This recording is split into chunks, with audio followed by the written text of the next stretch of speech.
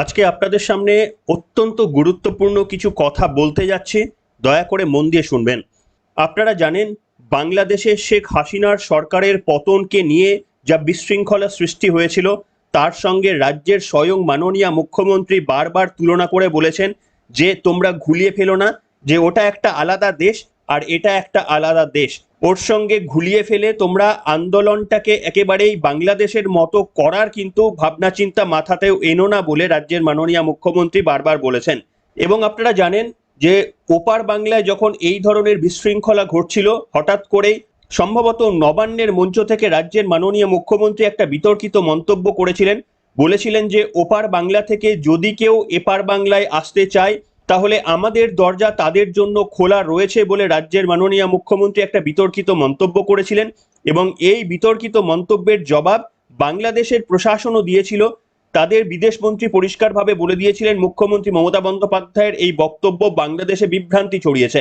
কিন্তু এবার আজকে আপনাদের সামনে যেটা বলবো, যে পশ্চিমবঙ্গে যখন এই ধরনের আন্দোলন চলছে, তখন বাংলাদেশ কি চুপ করে বসে রয়েছে? বাংলাদেশও কিন্তু পশ্চিমবঙ্গ নিয়ে সবসময় তারা ক্লোজ লুক রেখেছে। এবং আপনাদের একটা খবর দেখাবো, আপনারা চমকে যাবেন।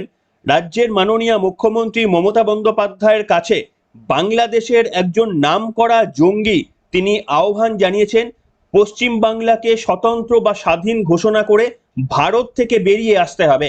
এমন আহ্বান জানিয়েছেন বাংলাদেশের একজন কুখ্যাত জঙ্গি।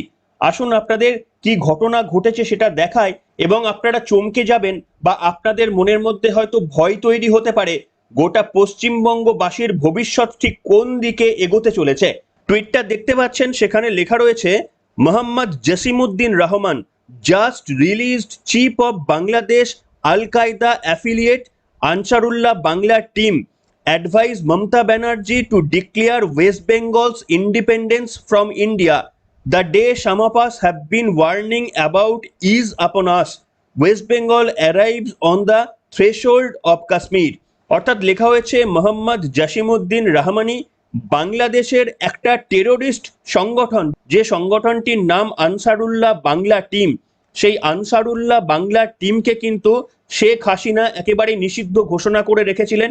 তারপরে শেখ হাসিনা যখন পলায়ন করলেন, যখন সেখানে মোহাম্মদ ইউনিস এই মুহূর্তে বাংলাদেশের দায়িত্বে রয়েছেন, তখন এই জঙ্গি এবং নাশকতামূলক দলটিকে তারা একেবারেই মুক্তি দিয়েছেন, নিষিদ্ধ তাদের মধ্যে থেকে ব্যানটাকে তুলে দিয়েছেন। এটাকে স্পন্সর করে আল কায়দার মতো ইন্টারন্যাশনাল জঙ্গি সংস্থা। একটু ভেবে দেখুন, তাদের যে লিডার অর্থাৎ আনসারুল্লাহ বাংলা টিম, এই যে এককালীন নিষিদ্ধ সংগঠন ছিল, তাদের যে নেতা তার নাম হচ্ছে বাংলাদেশের মোহাম্মদ জসিমউদ্দিন রহিম। তিনি মমতা বন্দ্যোপাধ্যায়ের কাছে দাবি করেছেন, আপনারা সেই খবরের শিরোনামটাও দেখতে পাচ্ছেন, এখানে লেখা রয়েছে, দেখুন আপনারা, বাংলাদেশের একটা খবরের শিরোনাম, ইসলামিস্ট লিডার কলস for সিসেশন of Jammu and Kashmir appeals Mamata Banerjee two declare independence from India. অর্থাৎ পরিষ্কারভাবে বলা হচ্ছে যে মোহাম্মদ জসিমউদ্দিন রহমানি তিনি মুখ্যমন্ত্রী মমতা বন্দ্যোপাধ্যায়ের কাছে দাবি করেছেন যে এটাই সময়। মমতা বন্দ্যোপাধ্যায়ের কাছে দাবি করেছেন পশ্চিমবঙ্গকে ভারত থেকে আলাদা করে পশ্চিমবঙ্গকে স্বাধীন ঘোষণা করুন। বুঝতে পারছেন কি মারাত্মক ঘটনা? বাংলাদেশের জঙ্গিরা মনে করছেন যে এটাই আদর্শ সময়, যখন পশ্চিমবঙ্গকে স্বাধীন একটা রাষ্ট্র ঘোষণা করতে হবে, ভারতের থেকে বিচ্ছিন্ন করে পশ্চিমবঙ্গকে বেরিয়ে আসতে হবে। এমনটাই কিন্তু তিনি পরামর্শ দিয়েছেন রাজ্যের মাননীয় মুখ্যমন্ত্রীকে। এবার একবার ভেবে দেখবেন যে তারা কি সত্যি সত্যি এমনিই বক্তব্য রেখে দিয়েছেন? সিপিএম এর সময় কি এই দাবি বাংলাদেশের তরফ থেকে জানানো হয়েছিল? কিংবা উত্তরপ্রদেশ, মধ্যপ্রদেশ, পশ্চিমবঙ্গের বাইরে যে সমস্ত রাজ্যগুলো রয়েছে, কাশ্মীর বাদ দিয়ে অন্য কোনো রাজ্যকে কি বাংলাদেশের উগ্রপন্থীরা এইভাবে টার্গেট করছে? উত্তর হচ্ছে না। একমাত্র এই মুহূর্তে গোটা ভারতবর্ষের মধ্যে টার্গেটে তো সবসময় থাকে কাশ্মীর। আর এবার আপনাদের দেখালাম আনসারুল্লাহর কুখ্যাত নেতা তিনি মনে করছেন যে মুখ্যমন্ত্রী মমতা বন্দ্যোপাধ্যায়কে পশ্চিমবঙ্গকে স্বাধীন করে দিতে হবে এবং ভারত থেকে বেরিয়ে আসতে হবে। এইটা হচ্ছে বাংলাদেশের জঙ্গি কার্যকলাপকারীদের তাদের কিন্তু ডিমান্ড। ব্যাস, এ নিয়ে কিন্তু আমি আর বাকিটা বলবো না। বাকি আপনারা নিশ্চিতভাবে শিক্ষিত মানুষ, যদি আপনারা শিক্ষিত হয়ে থাকেন তার নিশ্চিতভাবে আপনাদের সিদ্ধান্ত আপনারাই নেবেন। আর যদি আমরা অশিক্ষিত হয়ে থাকি, তাহলে তার মূল্য কিন্তু আমাদের চোকাতে হবে। এর বেশি কিন্তু এই সম্পর্কে আমি কোনো মন্তব্য করতে চাইবো না। অত্যন্ত সেন্সিটিভ বিষয়, এবং যেহেতু এটা এক পক্ষের বাংলাদেশের তরফ থেকে বলা হয়েছে, আমাদের এই রাজ্য সরকারের তরফ থেকে সেটা কোনো রকমেরই বক্তব্য স্বাভাবিক কারণে রাখা হয়নি, তাই এই সম্পর্কে আর আলোচনা নিশ্চিতভাবে এগিয়ে নিয়ে যাব না। কিন্তু আপনাদের শুধু খবরটা জানিয়ে রাখলাম, একটু অ্যাওয়ার হয়ে থাকবেন, একটু রাজনৈতিক বুদ্ধিকে সদা জাগ্রত করে রাখবেন, তা না হলে কিন্তু আসন্ন বিপদ। যদি ঘরের মধ্যে চোখ বন্ধ করে বসে থাকেন এবং ভাবেন যে চোখ বন্ধ করে বসে থাকলে প্রলয় বন্ধ হয়ে যাবে, তাহলে আপনি মূর্খের স্বর্গে বাস করছেন। যাই হোক, আজকে এবার আপনাদের সামনে দেখাতে চাইবো এর থেকে বাইরে এসে বেশ কিছু তথ্য।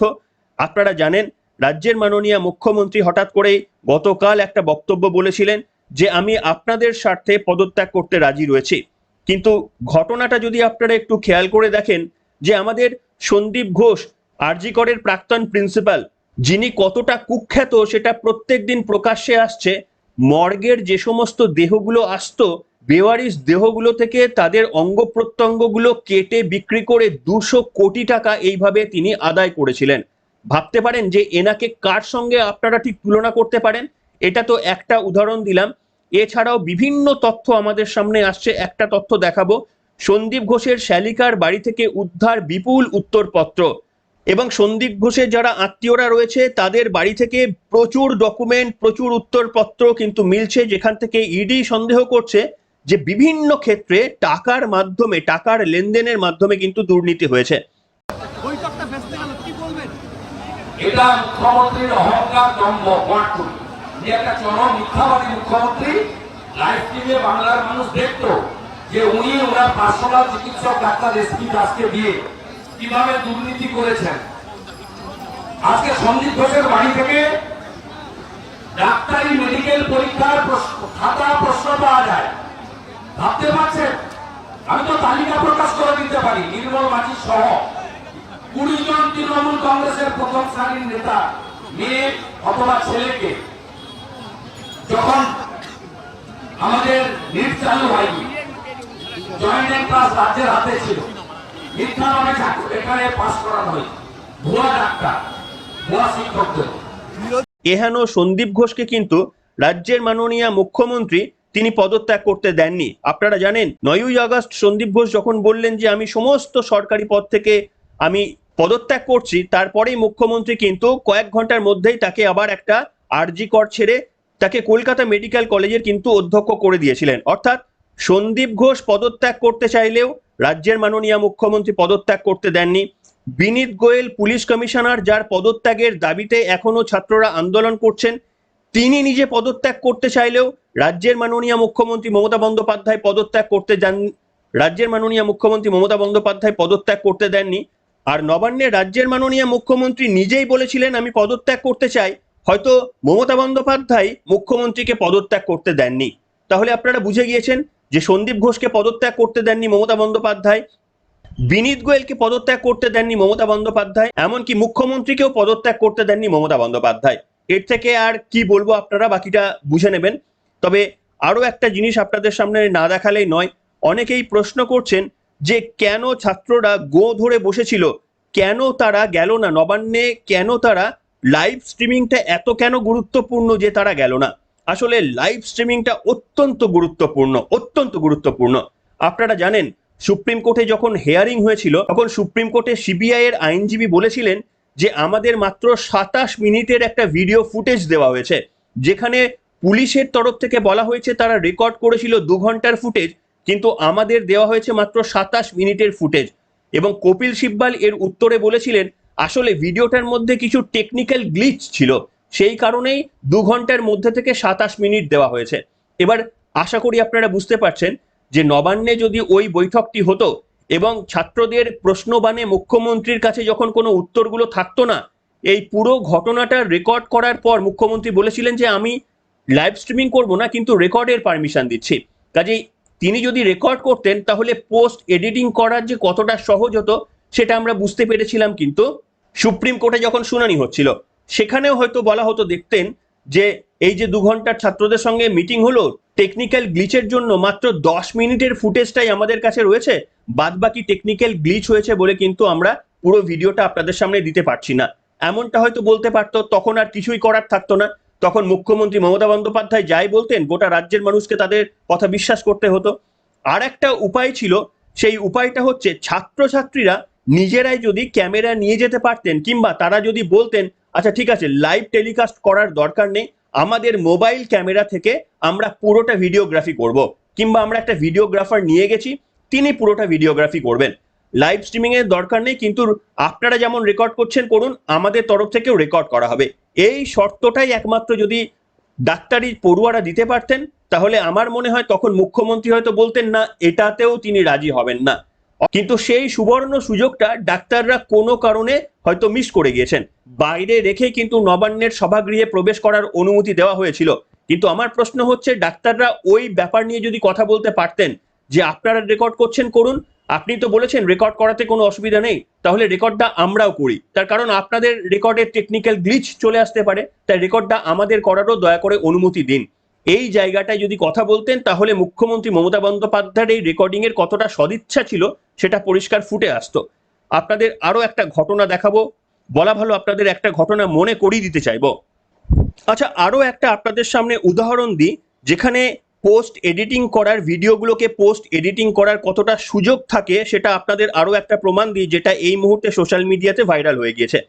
আপনাদের মনে হয়তো রয়েছে এই কয়েক বছর আগে ঘাটালে যখন বন্যা হয়েছিল, রাজ্যের মাননীয় মুখ্যমন্ত্রী তখন ঘাটালে বন্যা পরিদর্শন করতে গিয়েছিলেন, এবং টিভির ক্যামেরাতে আমরা কি দেখেছিলাম, এই স্ন্যাপশটটা আপনারা দেখছেন স্টার আনন্দ থেকে। মুখ্যমন্ত্রী গোড়ালি অব্দি ডোবা জলে গিয়ে তিনি কথাবার্তা বলছেন, এবং অনেকটা দূরে বেশ কিছু আমরা লোকজন দেখতে পাচ্ছি। এটাই তো আপনারা দেখছেন।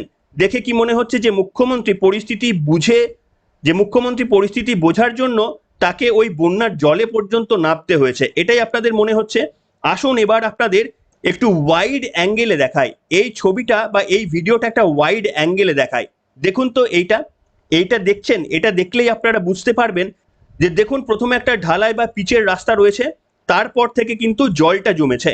আর মুখ্যমন্ত্রী মমতা বন্দ্যোপাধ্যায়, সম্ভবত আরো একজন আধিকারিক, মহিলা আধিকারিক এবং একজন পুলিশ জলের মধ্যে নেমে তারা রয়েছেন, আর এদিক থেকে কতগুলো ক্যামেরাম্যান ছবি তুলছে, ডাঙা থেকে কতগুলো ক্যামেরাম্যান ছবি তুলছে সেটা একটু দেখুন।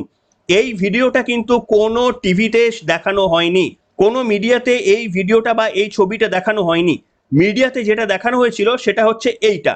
অর্থাৎ যে কেউ ভাববেন যে মমতা বন্দ্যোপাধ্যায় জলের মধ্যে কিন্তু নেবে তিনি পরিস্থিতি খতিয়ে দেখার চেষ্টা করছেন, আরো একটা ছবি দেখলে আপনারা বুঝতে পারবেন যে এটা কার্যত একটা ফটোশুট হয়েছিল। মমতা বন্দ্যোপাধ্যায় আধিকারিকদের নিয়ে জলে নামবেন, সেখানে কিছু কথা বলবেন, সাংবাদিকরা ছবি তুলবেন, মমতা বন্দ্যোপাধ্যায় সেখান থেকে চলে আসবেন। এটা একটা ফটোশুট হয়েছিল, কিন্তু এই ফটোশুটের এই অ্যাঙ্গেলটা টিভিতে দেখানো হয়নি, যেখানে ক্যামেরাম্যান, এত লোক, তৃণমূল কংগ্রেসের কর্মী সমর্থকরা তারা সবাই শুকনো ডাঙায় দাঁড়িয়ে আছে, আর মুখ্যমন্ত্রী জলের মধ্যে দাঁড়িয়ে রয়েছেন। এই অ্যাঙ্গেলটা কিন্তু দেখানো হয়নি। সেই জন্যই বলছি, যদি লাইভ সম্প্রচার না হতো এবং যদি ছাত্ররা রেকর্ড না করতেন, তাহলে যেভাবে পোস্ট এডিটিং করে সম্ভাবনা ছিল ভিডিওটাকে পাবলিশ করার, সেখানে ছাত্রদেরও কিন্তু বলার জায়গায় থাকতো না যে না এই ধরনের তো বক্তব্য হয়নি, আমরা মনে করছি এই ভিডিওটা এডিটেড, আমরা মনে করছি এই ভিডিওটা সম্পূর্ণ দেখানো হয়নি। এইরকম ছাত্ররা কিন্তু তখন প্রশ্ন তুললেও তাদের কথাকে মান্যতা দেওয়া হতো না। সম্ভবত প্রশাসনের তরফ থেকে বলা হতো না না ছাত্ররা ভুল করছে, এটা সম্পূর্ণ একটা ভিডিওই, পুরো ভিডিওটাই আমরা প্রকাশ করেছি। সেই কারণেই এবার আপনারা বুঝতে পারছেন ছাত্রদের ওই দাবিটা কতটা গুরুত্বপূর্ণ ছিল লাইভ স্ট্রিমিং করা। কিন্তু ওই যে আপনাদের বললাম, লাইভ স্ট্রিমিং এর বদলে যদি ছাত্ররা দাবি করতো ঠিক আছে মাননীয় মুখ্যমন্ত্রী বলছেন লাইভ স্ট্রিমিং এর বারণ রয়েছে, আমরা লাইভ স্ট্রিমিং করছি না, কিন্তু আমাদের ক্যামেরাতে পুরো ঘটনাটা আমরা রেকর্ড করব, কিংবা আমাদের একজন ভিডিওগ্রাফার পুরো ঘটনাটাকে রেকর্ড করবেন, আপনারা যেমন রেকর্ড করছেন করুন, কিন্তু আমরাও রেকর্ড করব। তার কারণ হচ্ছে কপিটা আপনাদের কাছেও থাকা উচিত, কপিটা আমাদের কাছেও থাকা উচিত। আগামী দিনে যদি আবারও এই মিটিং এর কোনো সুযোগ আসে, আমার তো মনে হয় সুযোগ তো আবারও আসবে, রাজ্যের মুখ্যমন্ত্রীর তরফ থেকে বা প্রশাসনের তরফ থেকে ছাত্রদের কাছে আবারও যদি এই ধরনের বৈঠকের কোনো আহ্বান জানানো হয়, আমার মনে হয় ছাত্রদের কিন্তু এবার এই পদ্ধতি অবলম্বন করা উচিত যে ঠিক আছে আপনারা বলছেন যে লাইভ টেলিকাস্ট করা যাবে না, লাইভ টেলিকাস্ট করতে হবে না, ভিডিওটা আমাদের রেকর্ড করতে দিন, আপনারাও রেকর্ড করুন, আমাদেরও রেকর্ড করতে দিন। তাহলেই কিন্তু আসলে মমতা বন্দ্যোপাধ্যায় কতটা রেকর্ডিং করাতে চান সেই তার মতামতটাও আমাদের কাছে সামনে চলে আসবে। কি বলছেন বন্ধুরা, আপনারা কি সহমত হলেন? আমি যে যুক্তিগুলো আজকে আপনাদের সামনে পোষণ করলাম সেই যুক্তিগুলোর সঙ্গে কি আপনারা মান্যতা দিলেন? নিশ্চিতভাবে লিখে জানাবেন। তবে ওই যে প্রথমের যে খবরটা দিলাম, এই খবরটা থেকে আশা করি আপনারা বুঝতে পেরেছেন এই ডাক্তারদের আন্দোলনের পাশে থাকাটা আমাদের কতটা জরুরি। তাই আপনারা যে যেখানে রয়েছেন, ঘরে বসে রয়েছেন, রাস্তায় নেমে আছেন, সকলেই কিন্তু প্রতিবাদ জানান। অন্যায়ের বিরুদ্ধে প্রতিবাদ জানানো নিশ্চিতভাবে এটা আমাদের সকলের নৈতিক কর্তব্য। এই কাজটা আপনারা সোশ্যাল মিডিয়াতে করতে পারেন কিংবা রাস্তায় নেমে করতে পারেন। আপনাদের নিজেদের আয়ত্তের মধ্যে থেকে সমস্ত রকমের প্রতিবাদ, যেটা আমাদের সংবিধান আমাদের নিশ্চিত করেছে, সেই ধরনের প্রতিবাদ কিন্তু আমরা করতেই পারি। কি বলবেন? আপনারা কি আরো একবার চুপ করে বসে থাকবেন, নাকি যে কোনোভাবে ঘরের মধ্যে থেকেও আপনারা প্রতিবাদে সামিল হতে চান, সেটাই আপনারা করে দেখাবেন? এখনকার মতো এখানে শেষ করলাম।